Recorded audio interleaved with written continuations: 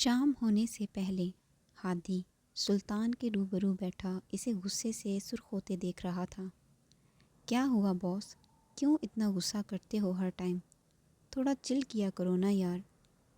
میرے پاس اتنا فضول وقت نہیں ہے کہ میں یہاں اس چمک چھلوں کو اپنے ارد گرد دیکھتے چل کروں۔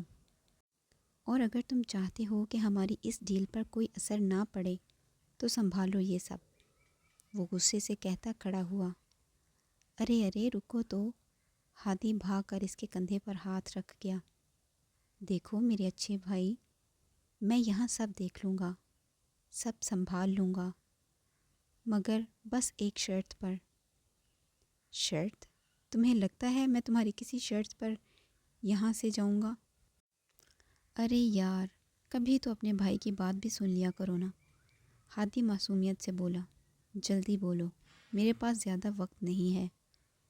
سنتے ہی ہادی کی باچھیں کھل گئیں۔ بس 2 دن رک جاؤ، صرف 2 دن۔ وہ کس خوشی میں؟ ہادی سلطان کے کندھے پر زور دیتے بولا۔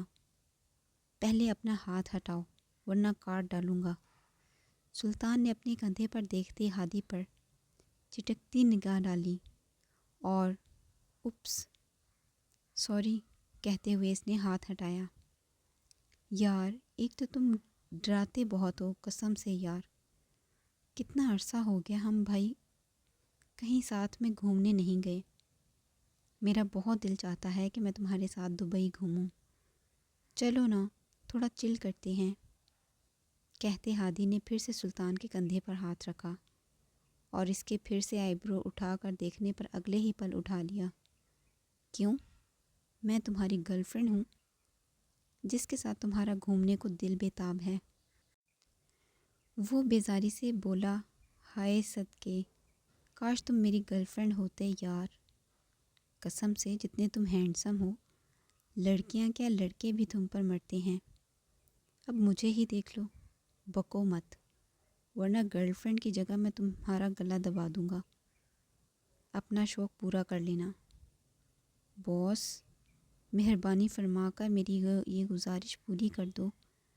کافی دنوں بعد آیا ہوں، یہاں تھوڑی سی ریفریشمنٹ ہی صحیح۔ ٹھیک ہے، بدلے میں یہ مکمل پروجیکٹ تمہیں ہی ہینڈل کرنا ہوگا۔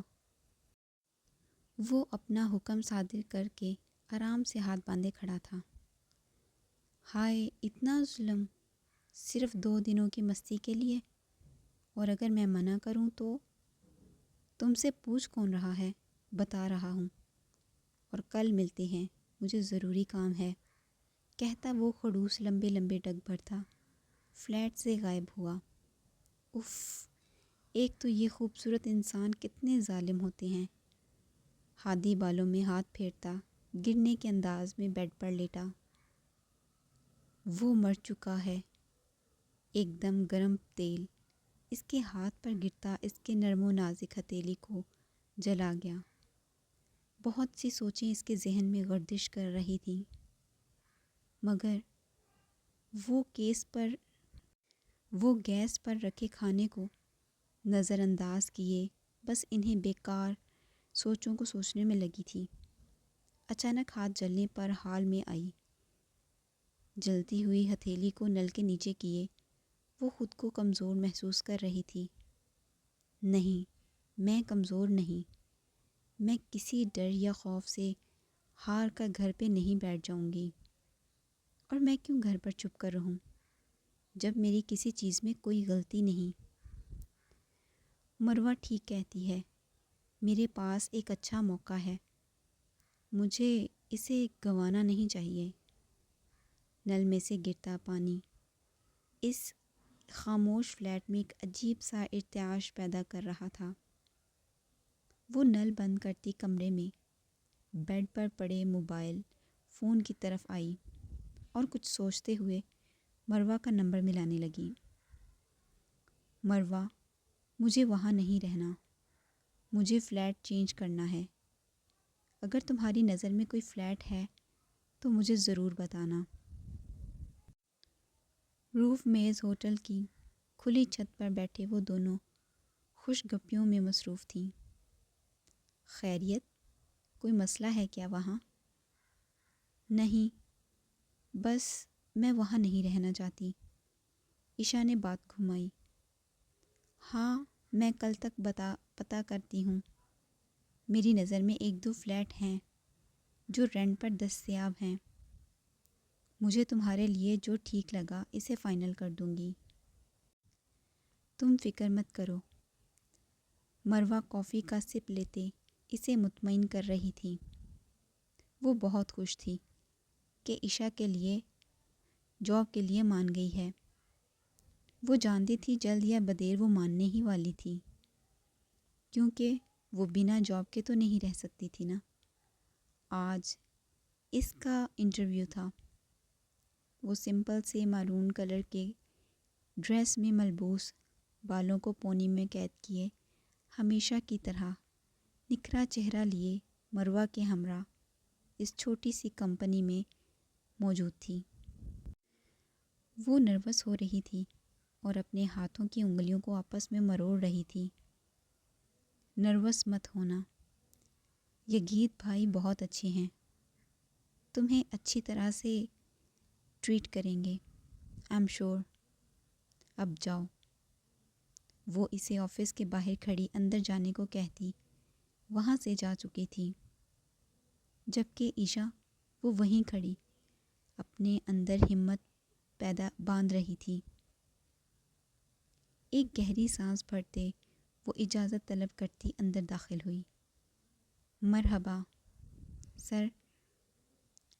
ادب سے سلام کرتی وہ مقابل واکنگ چیئر پر بیٹھے لیپ ٹاپ کے بیچ پیڈ پر انگلیاں چلاتے ایک خوبرو شخص کو غور سے دیکھ رہی تھی، جو دیکھنے میں کافی اٹریکٹیو تھا۔ نیوی بلو کلر کے فارمل سوٹ میں ملبوس بالوں کو جیل سے سیٹ کیے، سلیقے سے بنی ہوئی بیئرڈ اور اچھا خاصا کسرتی جسم، وہ دیکھنے میں ایک بھرپور اٹریکٹیو پرسنالٹی کا مالک تھا۔ مرحبا مس عشا، رائٹ؟ وہ لیپ ٹاپ کو ایک سائڈ پر کرتا دونوں ہاتھوں کو ٹیبل پر فارمل انداز میں رکھے اس سے مخاطب تھا۔ جی سر، آئی ایم۔ پلیز سٹ۔ وہ بیٹھنے سے پہلے اپنے لیے کرسی گھسیٹ کر بیٹھ گئی۔ وہ بغور اس کی ڈیٹیل کو دیکھ رہا تھا، جبکہ عشا اس کے چہرے پر دائیں گال پر پڑنے والے ڈمپل کی طرف متوجہ تھی۔ وہ اس کے چہرے کے بدلتے زاویے کے ساتھ کبھی گہرا ہوتا تو کبھی مٹ جاتا۔ آپ کا انٹرویو تو کافی اچھا ہے مس۔ ہمیں ورکرز کی اشد ضرورت ہے، آپ کے پاس اس کام کا تجربہ نہیں ہے، مگر آپ یہ کام کرنا جانتی ہیں تو مجھے آپ کا ایک چھوٹا سا ٹیسٹ لینا پڑے گا۔ کہیے، آپ تیار ہیں؟ وہ اس کا ریزمے ایک سائڈ پر رکھتا عشا سے سوال کر رہا تھا۔ جی سر، آئی ایم ریڈی، وہ کانفیڈنس سے کہتی ہوئی سیدھی ہوئی۔ اوکے، تو میں آپ کو ایک ڈاکومنٹ دیتا ہوں جو کہ ہارڈ کاپی میں ہے۔ آپ کو اسے رپورٹ فارم میں تیار کر کے مجھے سینڈ کرنا ہے۔ اوکے سر، کہتی وہ اس کے ہاتھ سے رپورٹ پکڑتی اسے دیکھنے لگی۔ اب اس کام کے لیے مروہ کا کیبن آپ اس کام کے لیے مروہ کا کیبن استعمال کر سکتی ہیں۔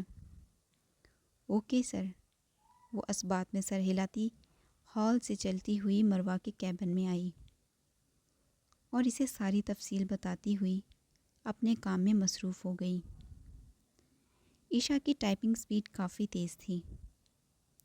اس نے اس رپورٹ کو سافٹ کاپی بنانے میں صرف 10 منٹ ہی لگائے اور مسٹر یگیت کو بھیج دی۔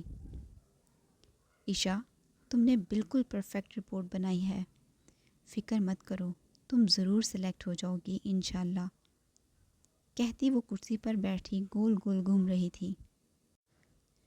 کچھ ہی دیر کے انتظار کے بعد مسٹر یگیت کے پی اے نے اسے آفس پہنچنے کی اطلاع دی۔ ویری امپریسو، لگتا ہے آپ کو کافی پریکٹس ہے مسٹر یگید اس کی بنائی ہوئی رپورٹ کو دیکھتے ہلکا سا مسکراتے بولا۔ جی سر، میں یہ کام پہلے کر چکی ہوں، پر کسی آفیشیل کمپنی میں نہیں، بس آن لائن ہی، اس لیے مجھے کافی پریکٹس ہے۔ بہت اچھے، آپ سلیکٹ ہو چکی ہیں، ہمیں ایسے ہی ورکرز کی ضرورت ہے۔ بہت شکریہ سر، کہتی وہ اس کی ایک گال پر پڑنے والے ڈمپل کو بغور دیکھ رہی تھی۔ بہت مبارک ہو۔ مروہ جھولتے ہوئے اس کے گلے لگی مبارکباد دے رہی تھی۔ اب تم میرے ساتھ رہو گی، میں بہت خوش ہوں۔ یہاں بیٹھو، میں تمہیں ایک اچھی سی چائے پلاتی ہوں، کہتی وہ انٹر کام پر چائے کا آرڈر دینے لگی۔ بہت مبارک ہو مس عشا، وہ اسی واکنگ چیئر پر گول گول گھومتی مسکرا رہی تھی جب اسے اپنے ساتھ والے کیبن سے جانی پہچانی آواز سنائی دی۔ اس نے گردن اٹھا کر دیکھا تو اس کی نظر ساتھ والے کیبن میں کرسی پر بمشکل پورا آئے صارف پر پڑی۔ صارف بھائی، آپ بھی یہاں ہیں، کہتی وہ اٹھ کھڑی ہوئی۔ جی ہم بھی یہاں ہیں۔ وہ کیا ہے نا کہ آپ کی دوست کا میرے بغیر کہیں گزارا ہی نہیں ہوتا، اس لیے مجھے اپنے ساتھ ساتھ ہی رکھتی ہیں۔ ہاں، جیسے میں جانتی نہیں، عشا نے ہنستے ہوئے کہا۔ کیا بول رہا ہے یہ آلسی؟ مروہ تیز تیز چلتی قریب آتے صارف کی آدھ ادھوری بات سنتے بولی۔ میں یہ بول رہا تھا کہ مس مروہ بہت اچھی ہیں، انہوں نے مجھے بے روزگار دیکھنا مناسب نہیں سمجھا، اسی لیے مجھے ایک بہت اچھی جاب آفر کی۔ اچھا، پر تمہاری شکل دیکھ کر تو نہیں لگتا کہ تم اتنی اچھی بات کر سکتے ہو، کہتے وہ عشا کے سامنے ٹیبل پر بیٹھ گئی۔ کر سکتا ہوں، بھلے ہی شکل اچھی نہیں ہے، پر باتیں اچھی کر لیتا ہوں۔ مبارک ہو۔ عشا ان دونوں کی وہی نوک جھونک پھر سے سن کر مسکرا رہی تھی۔ بس کرو، تم دونوں کتنا لڑتے ہو۔ ارے یہ تو پیار ہے نا، صارف دھیرے سے عشا کی طرف جھک کر کہتا، اپنے کام کی طرف متوجہ ہوا۔ کیا کھسر پھسر کر رہا ہے یہ؟ عشا نے ہنسی دبائے صارف کی جانب دیکھا تو وہ انگلیوں کی زپ بنائے ہونٹوں پر پھیرتا نہ میں گردن ہلا گیا۔ کچھ نہیں، بس بیچارہ کہہ رہا تھا کہ وہ کافی تھک گیا ہے۔ عشا نے ہنستے ہوئے بات بنائی۔ تو جم جایا کرو نا، تھوڑی صحت بناؤ، خالی بھاری بھرکم وجود تو کافی نہیں ہوتا نا، کچھ انرجی بھی چاہیے ہوتی ہے۔ اسی نوک جھونک اور گپوں میں ایک مصروف دن گزار کر وہ چلتی ہوئی اپنے گھر کی طرف جا رہی تھی۔ چلتے چلتے وہ اس بینچ کے پاس سے گزری جہاں وہ اکثر ابدر کے ساتھ بیٹھ کر ڈھیروں باتیں کیا کرتی تھی۔ چلتی چلتی وہ رک کر اپنا بیگ ایک سائڈ پر رکھتی اپنی جگہ پر بیٹھ گئی۔ بہت سی سوچیں اس کے ذہن میں گردش کر رہی تھیں۔ اس کا بن بتائے آ کر ساتھ بیٹھ جانا، عشا کی ہر چھوٹی چھوٹی بات کو غور سے سننا اور بہت مختصر جواب دینا، سبھی سوچیں اس کے دماغ میں گھومتی اس چھوٹی سی لڑکی کو آبدیدہ کر رہی تھی۔ وہ نہ چاہتے ہوئے بھی سوچنے پر مجبور ہوگی کہ وہ اسے بہت مس کر رہی تھی۔ اس خڑوس شخص کے ساتھ بتایا ہر پل اسے بہت عزیز تھا، اور اب اس سے ملے کتنے ہی دن ہو چکے تھے۔ وہ یوں ہی آس پاس نظریں دوڑانے لگی۔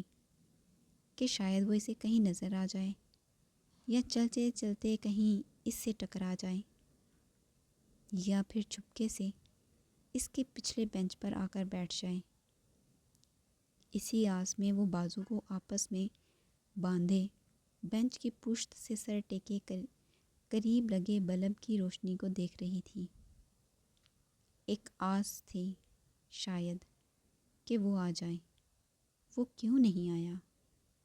وہ کہاں ہے؟ وہ اسے بہت مس کر رہی تھی۔ کچھ دیر یوں ہی بیٹھنے کے بعد کچھ سوچتے ہوئے اس نے موبائل بیگ سے نکالا۔ موبائل اسکرین پر ابدر کا نام جگمگاتے وہ غور سے دیکھ رہی تھی۔ کیا میں اسے کال کروں؟ پر میں کال پہ کیا بات کروں گی؟ لیکن مجھے پوچھنا تو چاہیے کہ وہ کہاں ہے۔ اتنے دن ہو گئے، اس کی کوئی خبر نہیں۔ وہ اسکرین پر انگلیاں پھیرتی دل ہی دل میں سوچ رہی تھی۔ پھر کچھ سوچتے اس نے کال ملائی، مگر بار بار بیل جانے پر بھی کال ریسیو نہیں ہوئی۔ ایک اور بار پھر دوسری دفعہ کال کرنے پر بھی کال ریسیو نہ ہوئی تو اسے ایک عجیب سی الجھن ہونے لگی۔ کیا وہ ٹھیک تو ہوگا؟ اس کے ساتھ کچھ برا تو نہیں ہوا ہوگا؟ وہ اس طرح اتنے دن بغیر کوئی رابطہ کیے کیسے رہ سکتا ہے؟ مگر پھر اپنے ان نیگیٹو سوچوں کو جھٹکتی وہ ایک نگاہ بینچ پر اس کی سائڈ کو دیکھتی اٹھ کھڑی ہوئی۔ چلتے چلتے جب وہ اپنے فلیٹ کے قریب پہنچی تو وہ آواز اس کے قدموں کے پیچھے دھیرے دھیرے گہری ہوتی گئی۔ وہ آہستہ آہستہ چلتی تیز چلنے لگی اور ایک دم مڑ کر دیکھنے پر ایک ہیولا سا اسے اندھیرے میں دکھائی دیا۔ کون ہے وہاں؟ وہ گہری گہری سانسیں بھرتی اندھیرے میں دیکھتے بولی۔ تو وہ جو کوئی بھی تھا وہاں سے غائب ہوا۔ وہ اپنے اندر ڈھیروں ہمت باندھتی اس جگہ چلتی ہوئی گئی جہاں سے وہ غائب ہوا تھا۔ گلی کا موڑ مڑتے ہی اسے کوئی دکھائی نہ دیا۔ ادھر ادھر دیکھتے وہ تیز تیز سانسیں بھر رہی تھی مگر وہاں کوئی نہیں تھا۔ سو وہ اپنے قدم واپس موڑتی چل دی۔ بہت سی سوچیں اس کے سست ہوتے ذہن میں گھوم رہی تھیں۔ آخر کون ہے جو میرا پیچھا کر رہا ہے؟ کون ہو سکتا ہے؟ میری تو کسی سے کوئی دشمنی بھی نہیں ہے۔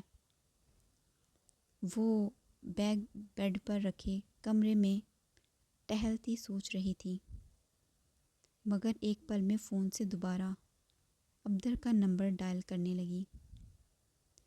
ایک کے بعد دوسری اور پھر تیسری بیل پر بھی کال ریسیو نہیں ہوئی تو عشا نے غصے سے موبائل ایک طرف پھینکا۔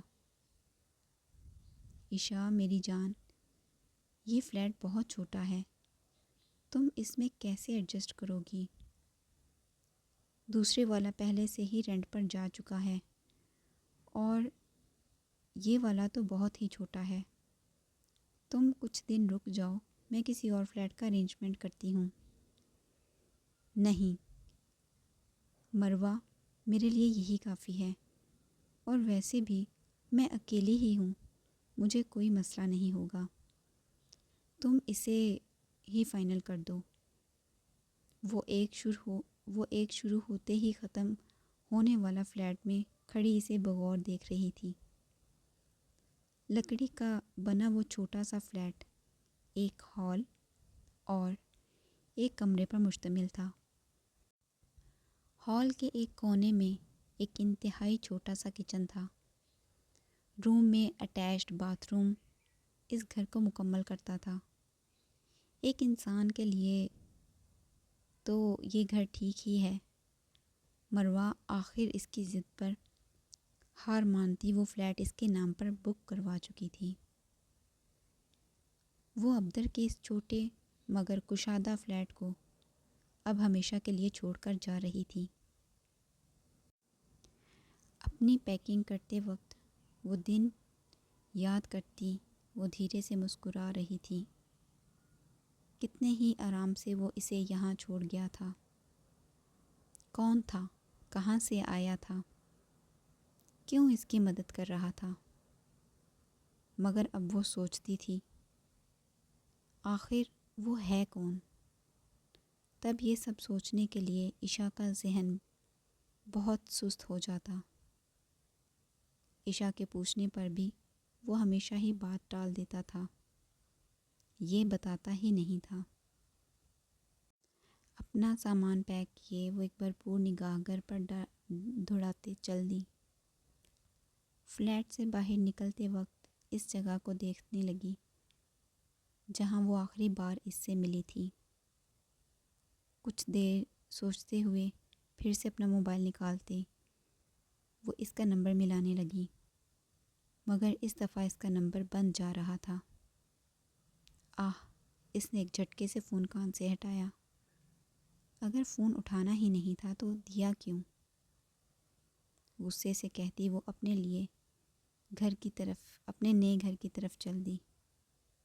گھر بہت ہی چھوٹا تھا مگر وہ وہاں اچھے سے ایڈجسٹ کر سکتی تھی، سو اپنا کچھ ضرورت کا سامان سیٹ کرتی وہ تھوڑا سا ریلیکس ہوئی۔